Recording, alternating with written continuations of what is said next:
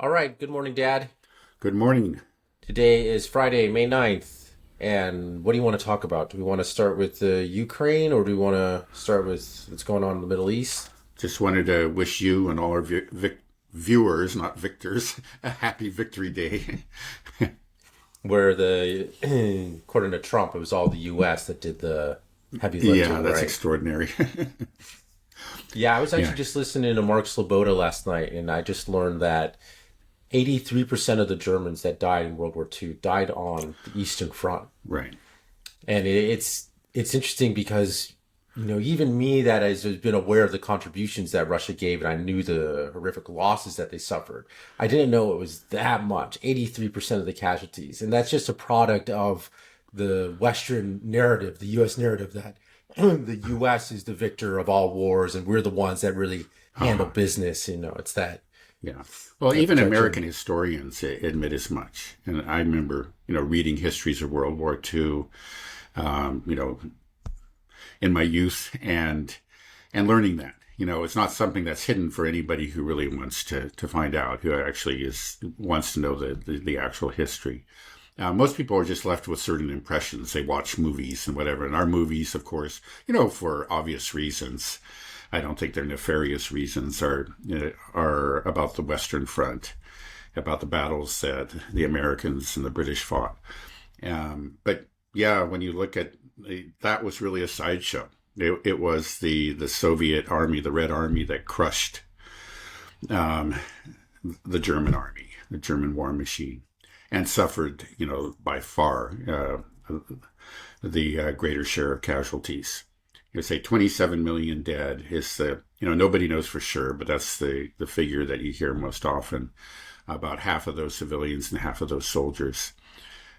Yeah, so it was they really, the Soviet Union won that war, and they also paid the cost.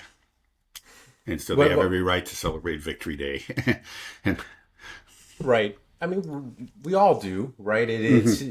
But what do you think is the reason that Trump wants to make it all about the U.S.? He wants to make a national holiday and say that no, we really won the wars. It wasn't Yeah, Soviet Union. It just seems a rude thing. It's something that yeah. we Well, all contributed to. right. We could all partake in the victory.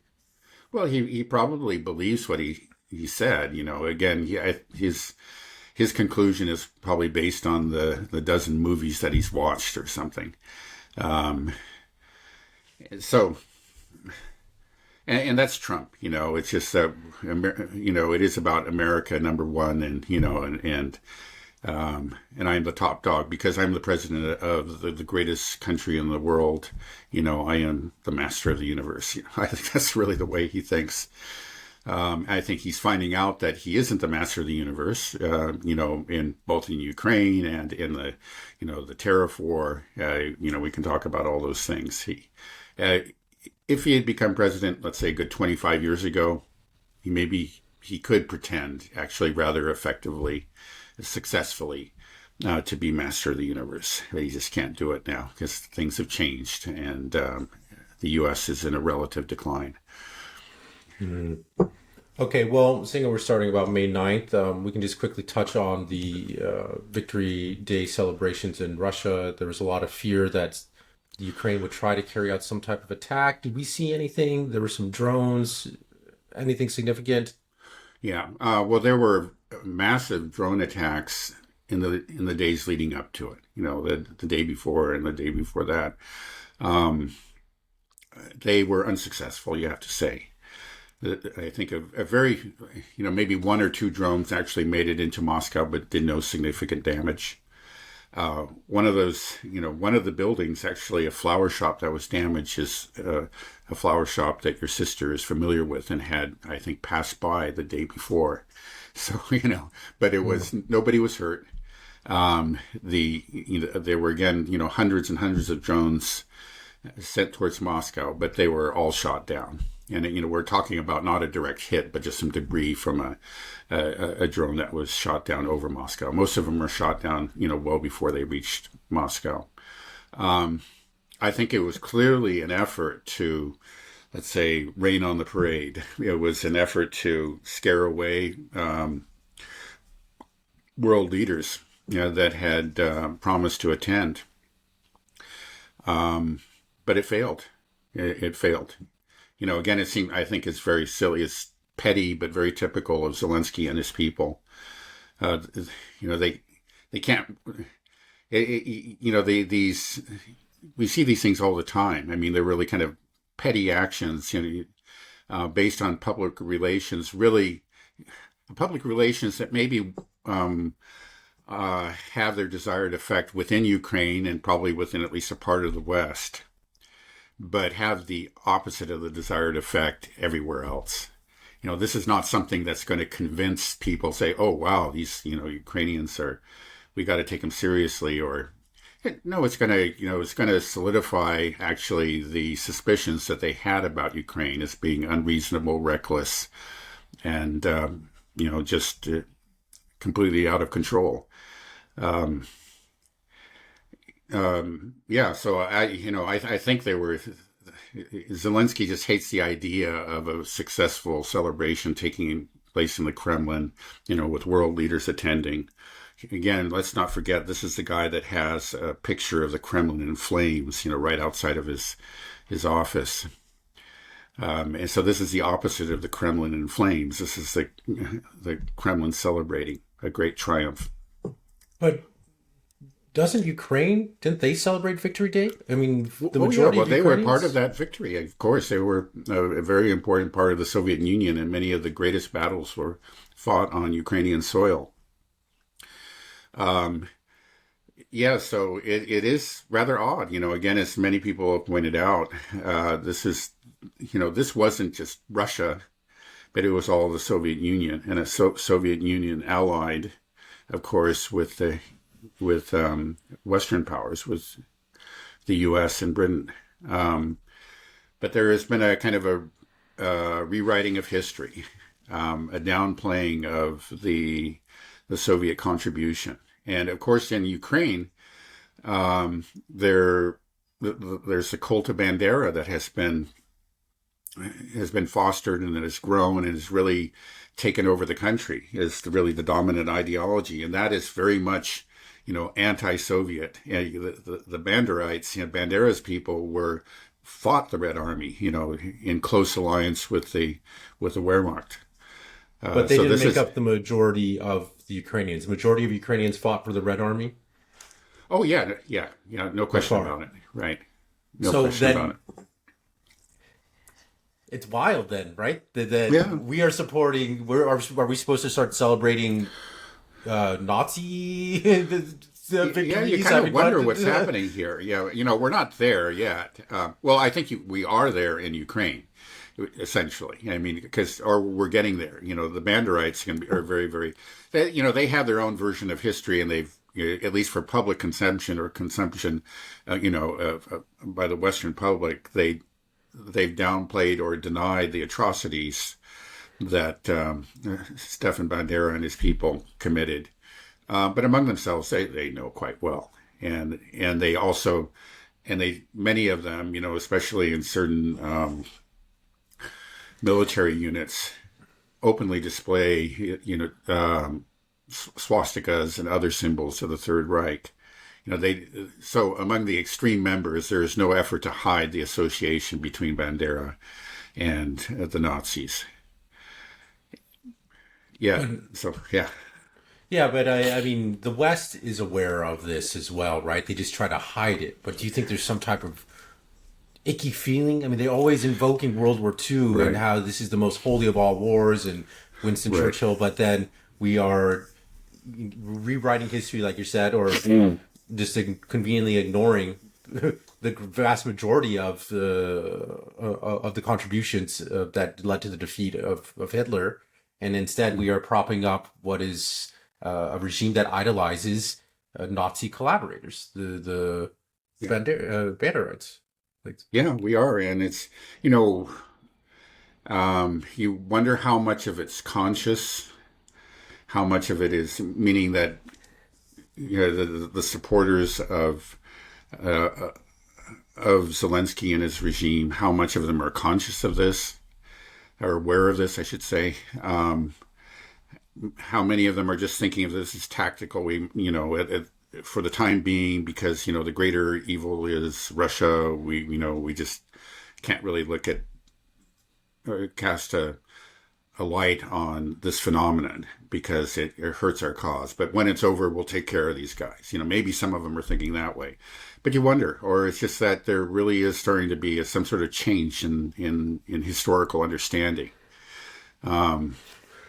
It's not just, of course, in Ukraine, but you also see it, for example, in the Baltic states, because the Baltic states had similar movements, similar to Stefan Bandera's movement, and many of them were very, very eager allies of Hitler's armies. I'm just wondering if you're a Ukrainian in, let's say, pre-2014, were there normal, huge, big celebrations for Victory Day prior to that in Ukraine, in Kiev? Everybody knew that this was a huge event. So many Ukrainians lost their lives in World War II, and the Red Army is the one responsible for defeating the Third Reich, and they have to have some type of pride, just like they do in Moscow, right?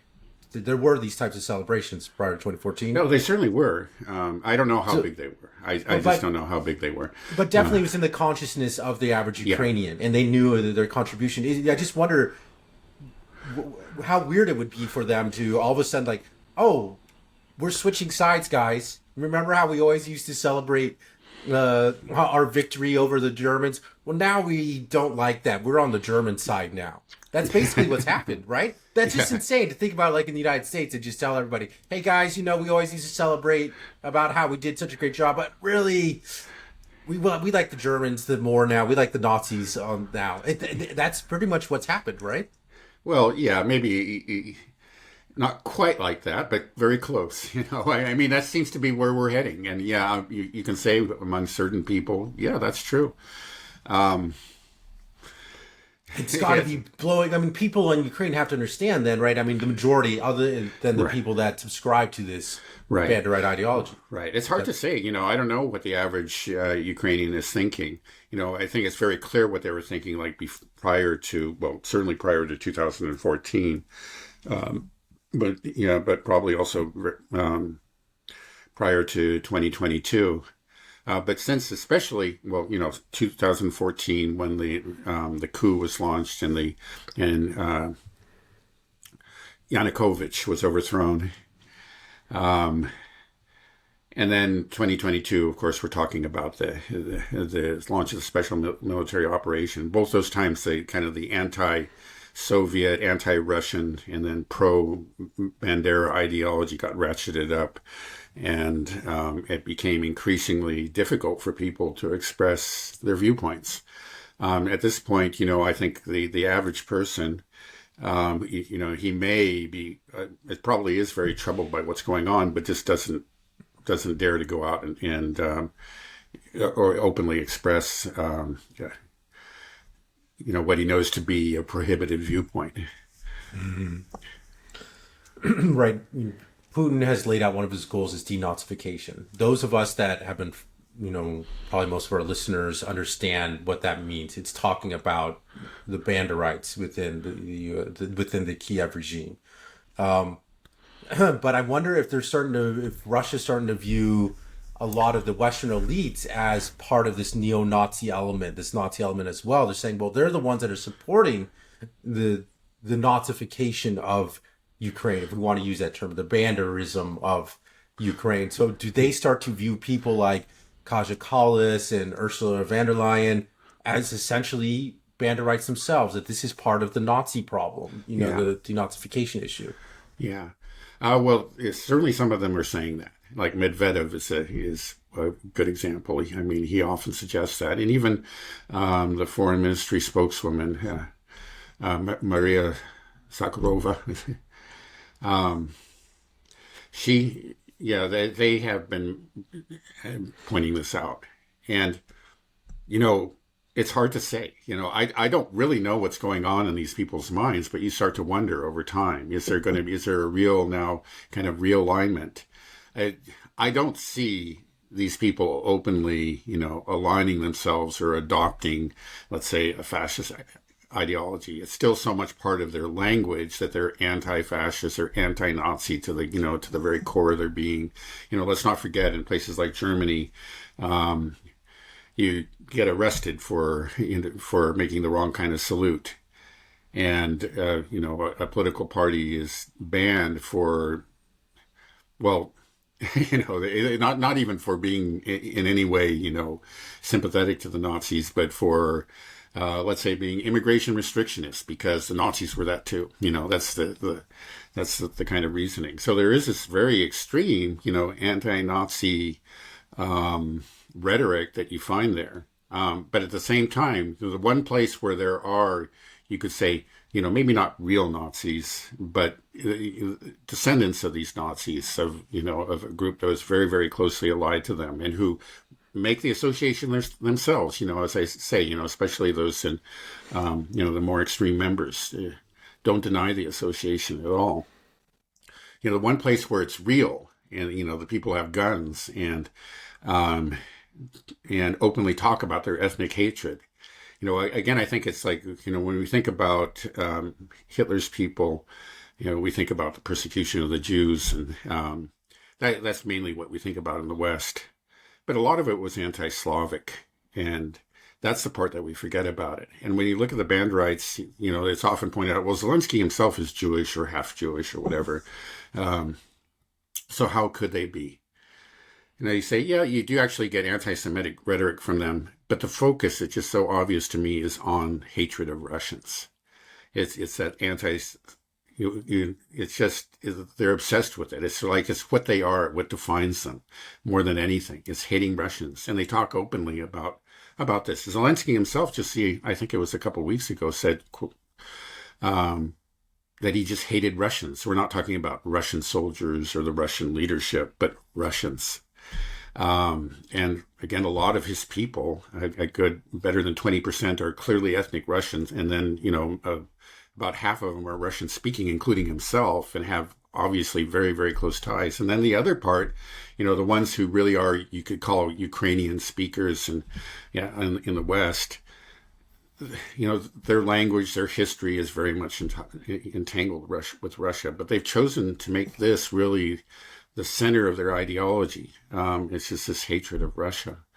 But again, it's like, well, how can the Europeans be okay with this, you would think? You say, okay, maybe they're not exactly Nazis, but this is part of what if you look at the European the EU constitution, the founding documents and everything, so much is about protecting persecuted minorities and as opposed to these ultra, nationalisms, the chauvinism that would suppress other languages and other ethnic groups. And, that's what they're about. And yet the Europeans kind of just shrug and look the other way. And they've been doing that for a while. And it didn't just start a couple of years ago.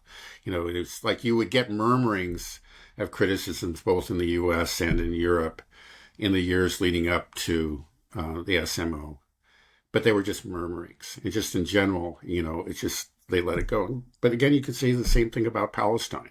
Say, well, this is so obviously a case. This is what you say you are opposed to with a very fiber of your being. This is what you're supposed to be, kind of like an anti-ethno-supremacist entity, right? That's what the EU is supposed to be.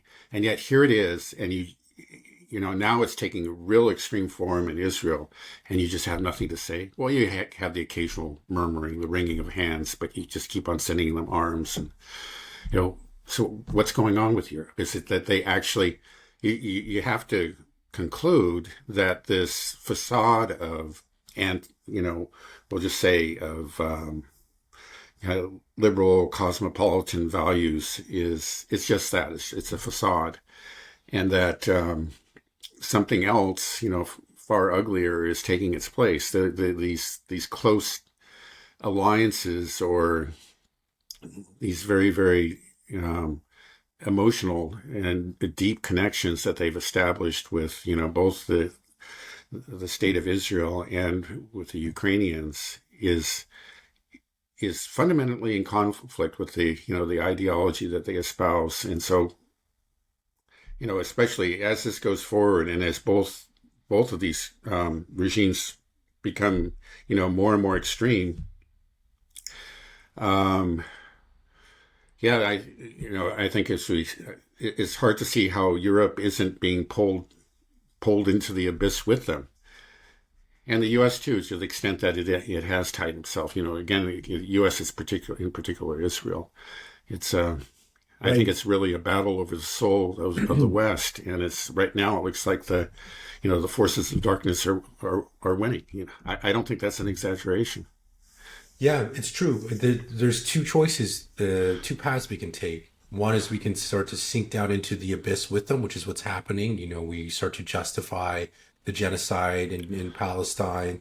We start to justify the fact that we have this true Nazi collaborator banderism element in Ukraine. Or you have to acknowledge it. But to acknowledge that this is true is just so horrible that you can't face that truth. So they really put themselves in a bind. The West, the U.S. can't go around and say, oops, yeah, we were helping Israel commit this genocide. And the Europeans and the United States as well can't say justify like, oh, we really have a problem with the regime here because they are clearly Nazis. They're neo-Nazis here. And you can't say that because everything, your whole identity has been against these things. Can never have anything like, of course, a genocide. We would never be part of that. We're all about never allowing that to happen before. Like you said, using this language of inclusiveness and just protecting minorities. That's what we're all about. And then you have this here in Ukraine. So you just can't admit that. So they're in a tough spot. So I guess we're just going to slip into the abyss, but more as we become the monster that we say that we're always trying to protect the world from, the people that live in those countries will realize that. And the people are going to wake up and like, hey, wait a second. The hypocrisy is laid bare, right? Yeah, well, we certainly hope so. It's not over. I mean, there is opposition. It's muted, in both Europe and America, but there is opposition to the current trend. We'll see. Yeah, I think the biggest problem that we have is that people get very deeply ingrained beliefs when it comes to Israel and people now with Ukraine and Russia. And how do you break such an ingrained belief? That's the hard part, right? It's just it becomes their identity. So yeah, can you break that? How does it happen? Well, it obviously does happen, but it's difficult.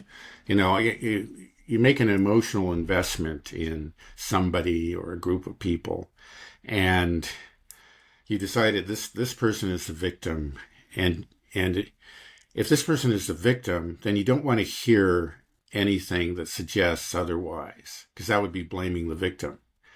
That's a very powerful kind of emotion. I think maybe all of us have experienced it at some point, because it's natural. If somebody really is a victim, then it's a horrible thing to do. Somebody slanders the victim, and you're just that's almost the very definition of the evil, and you don't want to be part of that. So I think what you find is people who are emotionally invested in Israel and Zionism, and people who are emotionally invested in the Kiev regime have this belief. And when they occasionally hear things which very strongly contradict it, just massively contradict it. But they respond, not by looking, okay, wait a second, I need to look at this. I need to examine this, maybe re-examine my assumptions. Perhaps I got this wrong. But it's the emotions take over. And they say, I can't listen to this. This is just more proof that the other side is evil. And not only are they, doing these terrible things, they're slandering the victim, and I'm not going to be a party to it. So you choose a side, and then you get pulled in deeper and deeper. Obviously people do come out of it, and sometimes it's the accumulation of evidence over time, or a particularly maybe jarring incident, something that, sometimes it's just like, okay, you heard these things, but you could always discount it. That's just Russian propaganda. That's just the crazy leftists talking in some crazy Palestinian leftists or something. I mean, they always say this stuff. I'm not, of course they're going to say that stuff. I'm not going to listen. But then something happens. One example, of course, would be in Palestine. In Palestine would be that those medical personnel that were just outright murdered by the IDF. The IDF lied about it, attempted to bury, the ambulances. And I would assume that at least some people at that point, because that actually broke through and made it into mainstream media. Even if they tried to give it a certain spin, you would just have to stop and give you pause. And I think things like that, that's just one incident, can cause somebody to finally, something that the shock of something like that can overcome the emotions, the emotional investment you made, and perhaps send somebody on to step back and say, okay, I really do need to reassess this. But I think it has to be something very, very shocking like that. And most people just ignore it. They don't even want to look at that. I don't, or they find amazing rationalizations, that there will be further proof, because the IDF says they're investigating it. That shows that they're just so civilized. They had a few bad apples. Of course, they didn't really investigate it, and it was, the whole thing was whitewashed, and nothing came of it. But yeah, that's all I can say. It just it's a very, very powerful force. This kind of emotional attachment to one side in a conflict. And it is not easily overcome. And it tends to, let's say, just shut down one's reasoning powers. So you feel like you're obligated to believe. You don't want to question, because questioning is wrong. You need to stand by the righteous party, the victim, or whatever. And so you just stop thinking. But sometimes it's just something hits you so hard in the face that you're forced to wake up. And that's all. And I think we've actually been seeing that, over the last couple of years. But it's, it hasn't reached a critical mass. It's happening on the edges. Opinions are changing, in both conflicts, in favor of the Russians and of the Palestinians.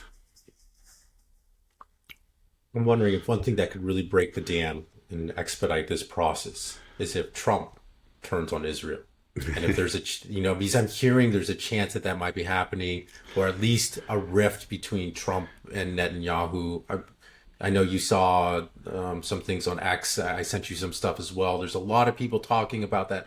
Trump was really pissed off at Netanyahu because of Mike Waltz and this constant push for this war with Iran. And then we had that sudden ceasefire with the Houthis, where they just pulled basically the U.S. is just saying we're not doing this anymore. Yeah, and did that without informing Israel, right? The Israeli government. Yeah. That lines up with the fact that there is that maybe this is true. There is a real divide now between Trump and Netanyahu, and maybe just Israel in general. And what's happening in Gaza is just so horrific. It's just natural to gravitate towards the right side of history on this, because you just see these images. You have to work really hard to pull people over and keep them on the Israeli camp, hide all the horrible footage here, keep on showing them October 7th again, keep on pumping them with propaganda. If Trump, is able to shove some of this out of his way, you just naturally be more comfortable going towards this side, and you're going to get a lot more support. As well here in the United States. I believe so. I think the majority of Americans would be like, yes, this is what we want. America first. Let's stop doing everything for Israel. So do you think that, how do you assess this relationship right now between the current U.S. administration and Israel? Right. Well, there are, let's just say, many reports that state what you just stated. Simply, to the effect that there is a real rift between Netanyahu and Trump, and said quite openly that Trump just finds Netanyahu very arrogant, and resents his Netanyahu's attempts to manipulate him in U.S. policy. Now, this is a constant. I think actually probably all previous presidents, over the last 25 years or so have found Netanyahu to be very annoying. In fact, there was a famous hot mic incident during Obama's presidency where Obama and Sarkozy, the French president, were heard discussing Netanyahu between themselves. And they said, yeah, I just can't stand the guy. He's just such an arrogant asshole. And the other one says, yeah, really, so it's a well-known fact. And I think it was maybe a couple of months ago that actually, I said that, okay, clearly Trump has shown himself by both word and deed to be a very firm, in fact, a zealous supporter of Zionism in his first term, and I think overall in this term as well. And you look at his appointments, everything. So let's, first admit this. But then Trump has this personality, which is unlike the personality, I think, of any previous president. I mean, he's an open book. And he if he doesn't like somebody, he can't hide it. We've already seen it with Zelensky, right? And I think, yeah, it's clear that he's not unlike these previous presidents who, agreed with him that Netanyahu was arrogant and just a very unpleasant person to deal with. They felt like it was part of their duty as president, to support the policy and just to be quiet about it and pretend to be on friendly terms with Netanyahu. But Trump's just not that kind of person. Yeah, he's the Zionist and everything, but he just can't stand the guy, and he's just not going to hide it. And, he reacts kind of more at a very visceral, emotional level. And I think he's incapable of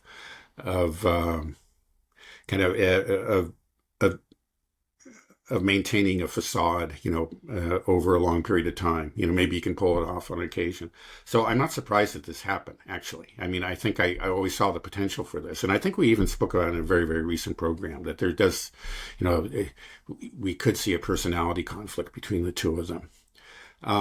Now, the big question is whether or not this personality conflict will have real repercussions for policy, for U.S. support for Israel. And I think there's always a chance of that. I think you're right. I mean, it could blow up into something bigger. We'll just see how far Trump goes with this. Now, it's just, again, we've had encouraging signs from Trump with regard to Palestine in the past. And if maybe you recall the Jeffrey Sachs video that he posted, that was very critical of Netanyahu. But then we saw this really, and then there was a ceasefire. There was reasons to be hopeful. But then the ceasefire was broken by the Israelis, but clearly with the blessing of the U.S. There's no question about it. And then he had this full-throated support for Netanyahu's plans for his, essentially ethnic cleansing, open support for ethnic cleansing, and even encouragement. We all remember the real estate deal talk from Trump. So I don't know, because we have seen we've seen him flip-flop, and there were reports about friction between him and Netanyahu even prior to the inauguration. And then it just seems to have maybe flared up, and maybe it's become even more serious than it was in the past. And maybe this time that there will be a permanent change. But we have seen the rift healed, and U.S. support for Israel to actually solidify. So I don't know. Again, it's just like, it's really, I think, a mistake to, or it's kind of a fool's errand to make any sort of firm prediction about what Trump was going to do. I think it's real that he is very angry at Netanyahu. And he has, again, we got this deal with the Houthis, which appears to be something that the Israelis, it surprised them, and they're upset about it. And maybe he'll go from there and continue to ignore the Israelis. Maybe he'll conclude a deal with Iran. Maybe we'll really, see a change of course. That's certainly possible. I mean, this personality conflict can feed into a real change of course. But I lack the confidence because, again, of what I've seen of Trump in the past. He just might be persuaded again. Let's not forget that he's surrounded by these all these ultra-Zionists that he himself picked, and they may persuade him, say, yeah, we hate Netanyahu, but we got to do this, Yeah, I think we should watch the Iran negotiations closely and see how those pan out. I think that will tell us if this rift is really real. Be something that really has worried me until I heard this news just the other night is that the Iran negotiations, they started off with Witkoff saying that they were going great and it sounded encouraging. We were both optimistic, but then they come back again for the second or third meeting, and all of a sudden it's like, hey, no, we're playing hardball. Complete dismantlement of your nuclear program. No enrichment at all. No civilian nuclear program, which they're entitled to under international law as a member of the Non-Proliferation Treaty. Complete disarmament of your conventional weapon systems. No more missiles. All these things that all of a sudden are clearly deal breakers for Iran. And then you wonder, well, where did this come from? Because you hear from what we heard that's being leaked, if it's true, is that Trump was upset that Netanyahu is pushing him towards war with Iran. Well, if he's pushing him towards war with Iran, why is Trump's negotiating team playing hardball like this, putting these ridiculous demands that give Trump either two paths, either war with Iran because they cannot accept this deal, or that Trump has to back down and look weak. It doesn't make any sense. Why did this happen? Unless it was Netanyahu that was running the negotiations more than Trump was, and maybe Trump figured that out, and that's why another reason he's so pissed. Yeah. The Iran negotiations don't make any sense to me. Why would Trump put himself in that position where either he has to look like a fool for backing down from these really ridiculous demands, or he's pushing for war? That's, to me, those are the only two outcomes, right? Right. Yeah, no, they're clearly, it's contradictory signals. And as is the case with the Ukraine war, incoherence, and I think just outright incompetence. I think you laid it out very, very well. Again, just I'll just maybe just add that within Israel, seems to be a belief and a fear that Trump does want to deal with Iran. He does want to conclude a deal with Iran, and that he's going to get it. So there are those kind of rumors and beliefs, but then we are seeing the opposite evidence as well. And I don't know. It just seems like, again, as many people have pointed out, I think it's just that he runs a divided administration, and that he himself is just rather inconsistent and tends to flip flop, and I don't know. It's just one day you get an encouraging signal, and then the next you get a very discouraging one, and I don't know where we're going with this now. Yeah, it gives people whiplash trying to figure out what's going on with Trump. Just this inconsistency from Trump, does this just make the United States look ridiculous in the eyes of the world? Because we just have this sort of stream of consciousness coming from Trump, and it's chaos. It's just like, whoa, what's that? What? And then whoa, every day it's just changing. Right. And I'm just wondering, it drives everybody insane. It drives us insane trying to figure out what is this man doing, and he's in charge of supposedly the most powerful country in the world. How do you interact with that? And people are just, is the process now just to stay clear of the U.S. because you can't deal with them because you don't know what's going to happen. They change their mind every other minute. Yeah, well, it certainly does harm. You want to have a reputation as a straight dealer, and as a country that keeps its promises. Let it be remembered that we actually that reputation was damaged by previous administrations. It's not just Trump. We have. Again, we have made promises that we failed to keep, going all the way back to, for example, the promise not to expand NATO eastward. And we've done it again and again. And these were all previous, kind of truly presidential, like presidents, if I could use that term, unlike Trump, no stream of consciousness. But we had already really kind of created the impression, or much more than the impression, the firm belief among, for example, the Russians and much of the world that we are not, that our government is not to be trusted. It doesn't keep its promises. So that was already there. But now, there's just a whole other level of just incompetence and incoherence and just outright looniness, everything from the tariffs to Greenland to, just to give you, this is just one very small example. What was it the other day that Trump declared there was going to be 100% tariff on foreign films? And that lasted for a day, because I think immediately it was like the people in Hollywood called and said, hey, that's not going to work, because for these various reasons, like our companies do a lot of filming overseas, and et cetera, et cetera, et cetera. This is, that's just one thing. He just says things without doing the research, without understanding. He doesn't consult with experts and then come to a considered conclusion. I think everybody knows that now. Even a lot of the people who were really worked hard to believe in Trump. I think really for good reasons, they wanted to believe in him, but it's just clear that he is incompetent, and the whole world sees it. And that makes it difficult. It makes it difficult to go forward with negotiations. Trust is already, which had been damaged by previous administrations, is just, has been further diminished under Trump. So how can you make deals? Yeah. And if this wonderful method of, bluster and threats. Well, like I've said, the more you do it, the less effective that becomes. Everybody sees that you make a threat and then you walk it down, walk it back.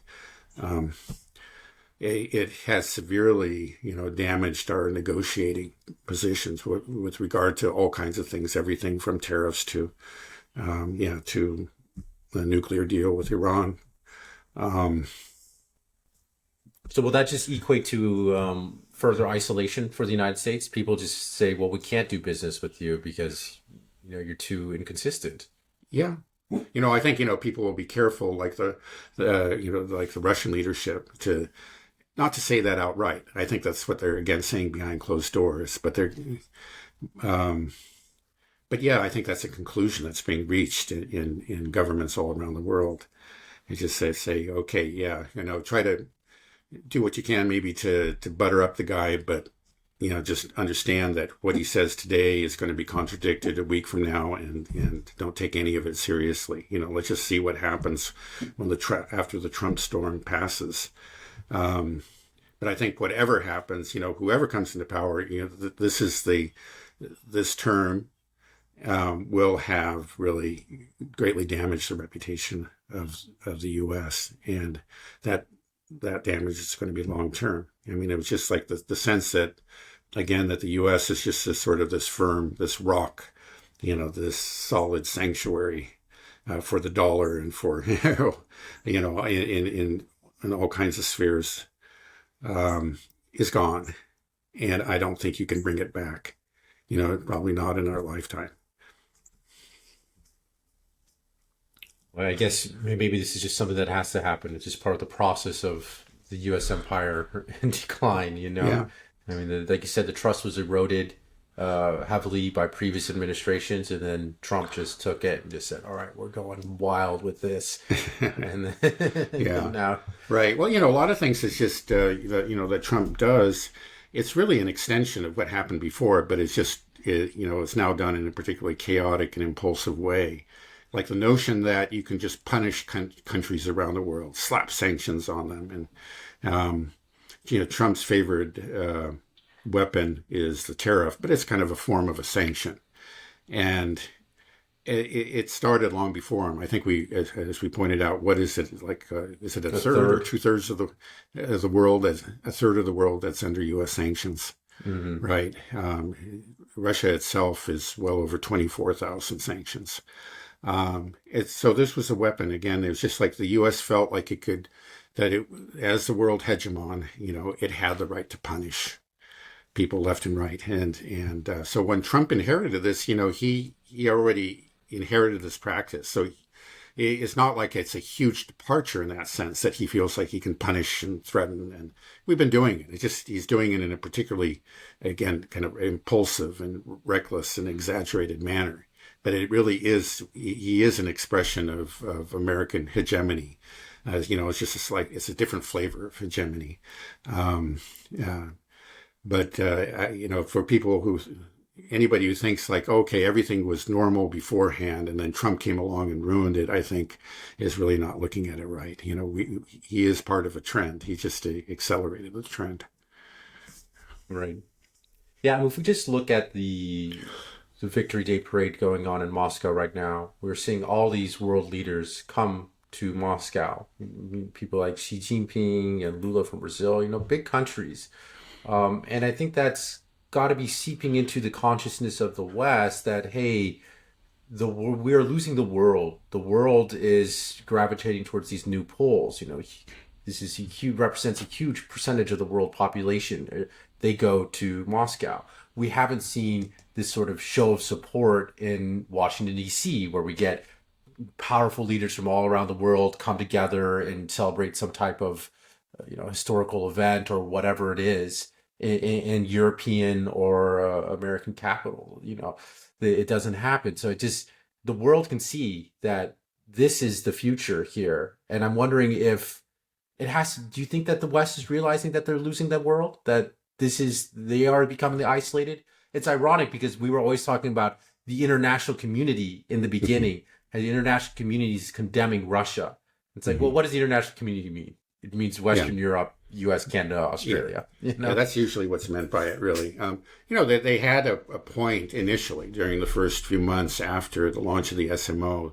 There was a strong reaction against Russia. People were shocked by it. I was confused. I didn't, expect it to happen. And the Russians did a very poor job of explaining themselves. It's just like over time we actually found out what was going on. We again learned about the Istanbul Agreement and again the very limited nature of the Russian invasion or SMO.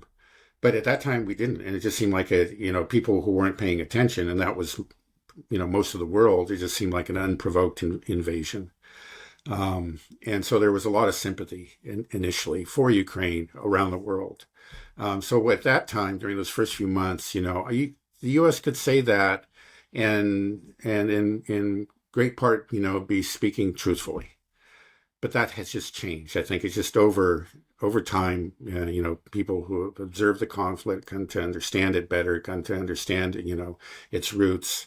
I've seen that among experts too. People like Chas Freeman, the former ambassador to Saudi Arabia and the Chinese interpreter for Richard Nixon. Quite a remarkable man. Initially, he condemned the SMO in really very harsh terms and just regarded it as total incompetence. Similar for Craig Murray, who was also an ambassador, who is not a Scottish nationalist.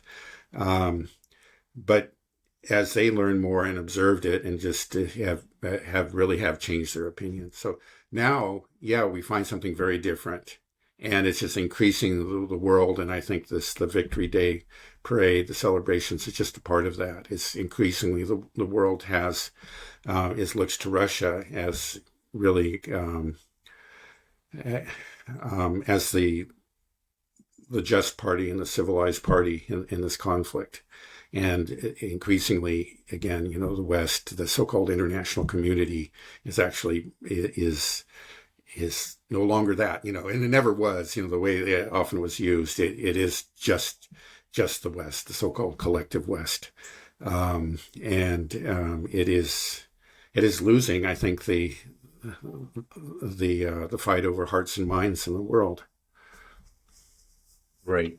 Yeah. Even within their own countries, within the Western countries. I'm just waiting for a larger country to peel off. I mean, we have, Slovakia, Serbia, and Hungary. But I'm just waiting for Italy or some country like this to go next and say, I'm going to go see Putin. This is getting stupid. Mm-hmm. And then once that happens, I think we'll see the dam break and everything begin to unravel. Or they're just going to be just complete disintegration within the EU if you have some of these major players that end up breaking away from this, Yeah, there's a chance of that. I know, popular sentiment in Italy it has shifted, and I don't think it was ever really very strongly in favor of Ukraine. It's shifted strongly against it. If you look at the polls of on the opinion polls on Ukraine within Europe. I think Italy is the most favorable to Russia. So that's one place where it could go. I think Meloni's not going to do it now, but maybe she will a year from now, or as some future leader of Italy. That's a real possibility. Mm-hmm. Interesting. So Ambassador Chas Freeman speaks Chinese? Yeah, I don't. Yeah, obviously he spoke it very well. He was Nixon's interpreter during that historic visit to China, the meeting with Mao Zedong. Okay, then my goal is to get you and Chas Freeman to do a whole episode in Chinese. I know. Get sure. You guys. That'd be amazing. It'd be great to hear you guys do a Chinese conversation. Talk. I mean, it'd be just interesting to hear that story as well of the ping pong diplomacy with Nixon and China. That's an interesting period of time. Okay, well, I'll work on that later. But okay, just switching gears a little bit. We touched on the Houthis and that ceasefire deal and the U.S. Navy.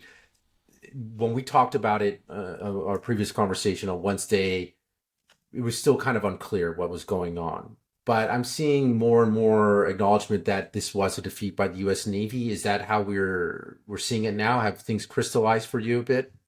It's still unclear. I did hear that the Houthis had maybe softened their position somewhat with regard to conditions for a total ceasefire. Before it was that the Israelis have to reinstate the ceasefire, stop attacking Gaza. That was the reason that they began a campaign, and at least according to one statement, I believe by a Houthi spokesman, they're now saying that if the Israelis restore humanitarian aid, we'd be willing to pull it off. Maybe which is reasonable. It's just such a desperate situation. You don't want, your brothers and sisters to starve to death, and they're just right on the verge of that right now. It's such a desperate situation that they may have softened their position a little bit, but it still, looks like. Again, I think we'll have to see what happens again over the next few weeks and see what kind of attacks are launched by the Houthis. But it looks like it was essentially an acknowledgement of defeat by the U.S. And this really shouldn't be surprising because the U.S. is not the first power to go, to attack Yemen with the expectation that, we'll bring them to their knees. It's been going on for many, many years, going back to at least 2014. Initially it was Saudi Arabia and the Gulf Coast monarchies, with the support of the U.S. and the British, attacked Yemen, bombed Yemen for years and years. And then, of course, we had the Biden administration, Operation Prosperity Guardian, and then we had what was this most recent one called? I forget now. But anyway, the operation launched by Trump. So there's a long history. There's each effort has failed, and so it's just not a surprise that this effort has failed as well. It was in the end, as for the reasons that we described earlier, quite costly for the U.S. There's a monetary cost, but also a cost in just these limited munitions that they have.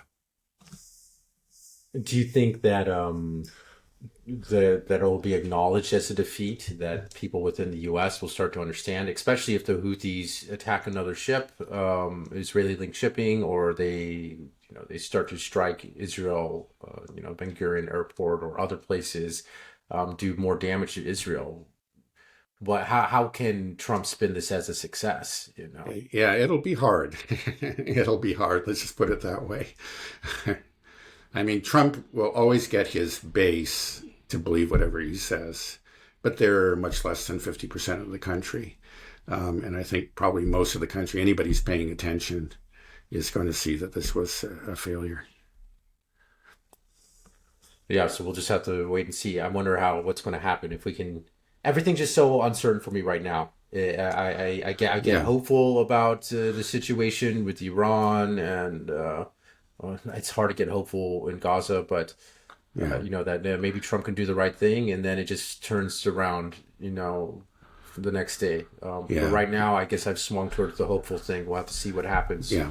If there is a true rift between Israel and the United States. I don't know if it's possible. I don't know if we can, Yeah. but maybe if Trump is just erratic enough, and like I said, he has that stream of consciousness, and he's just really pissed off, he'll just let it all out, and then all of a sudden, all through Twitter and social media, people will start to say like, "Whoa, wait a second, Israel isn't our friend." These things start to come out about all these things that Israel has done, try to push us into war. Maybe people are talking about the USS Liberty more, all these things, the Epstein situation. Uh, this Mossad CIA tie that these are essentially, working together to control the government in the world. Well, that may be a little bit of an overstatement there, but everything else I would agree with. But anyway, yeah, well, I think I've said, at least on a couple of occasions previously, is that Trump, though he has, again, so far proven him to be a great friend of Zionism, is also potentially could be the one that could really damage Zionism like no other president has. And it's a little bit of like the Nixon going to China, because he has those creds, those Zionist creds. He can get away with, for example,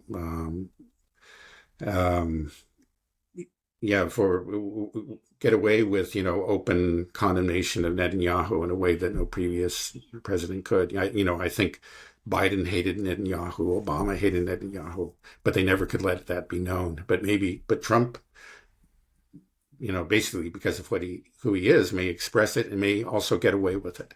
And that could, like you say, it could just kind of open a window that has been shut for decades. And a lot of people who would not look at this possibility, that Zionism is not our friend and is actually a very, is not something that's, a noble part of Western civilization, but quite the reverse. He could.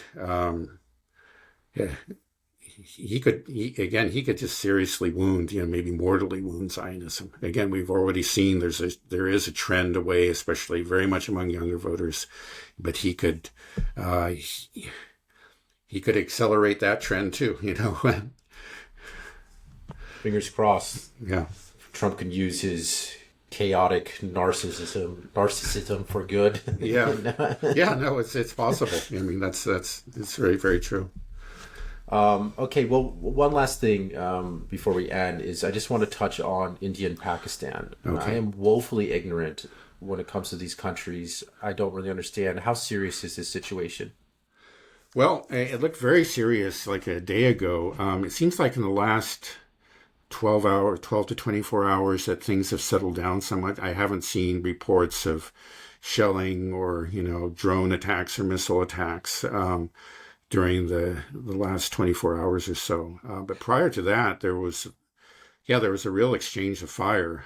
The Indians attacked first. Apparently, they didn't attack any Pakistani military installations. They went after what they would describe as like a terrorist infrastructure, which they linked to the attack that killed the 27, 28 tourists in Kashmir. But the Pakistanis vowed to retaliate, and to some extent, it's just like to an unknown extent. I'm not quite sure how far they went, but they did. There was a fair amount of shelling at the line of contact, and I think drone attacks as well. Now, in that opening attack, apparently the Indians lost a number of aircraft, up to 5. It's not sure. It's not clear, but at least, I think at least 2 or 3 and maybe 5, which would be a major embarrassment. I think the Pakistanis have lost at least 1. But now, maybe it's going to end now. I'm sure there are efforts by the Russians, the Chinese, and other powers in the area, the Iranians, I think, to bring this to an end. No ceasefire has been declared, but we can be hopeful. There seems to be at least a pause right now. Do we know how India potentially lost these aircraft? Was it through air defense systems, other I heard something about Chinese planes. I don't. Yeah, I think at least in one case, it would be an air-to-air missile, a Chinese missile, fired by a Pakistani jet. And the others, I don't know. Have we seen Chinese weapons in action much? No. So this is, again, I've heard that a lot of the world is monitoring this very carefully. I don't know that proves anything. I think it's actually more proof of how missile technology is now has surpassed, let's say, the old manned aircraft technology, because that's something that we're seeing in Ukraine. Aircraft, they clearly have their role, but they stay clear of the battlefield by and large. They drop their bombs from far off, glided bombs. And maybe, we're seeing the same thing in this conflict between Pakistan and India. I don't know if it really tells you about the effectiveness of Chinese missiles or just about the effectiveness of missiles in general now. Well, I mean, India would have had missiles too, right? They didn't shoot down as many Pakistani it may planes, just right? be, that because the Pakistanis stayed back, or I don't know, Right. It's very unclear. We have to know the details. We just don't know. Right. We don't need the details, and also you can't draw too much on just one encounter on what it is. But I just find it interesting because essentially I feel like this is a debut of Chinese weaponry, military technology.